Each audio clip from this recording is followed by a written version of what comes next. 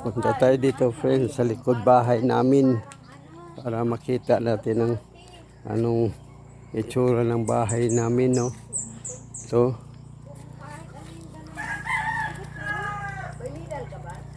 may puno ng kawayan, mga friends. Ito, tingnan mo ng papaya. Hindi naman ang bunga.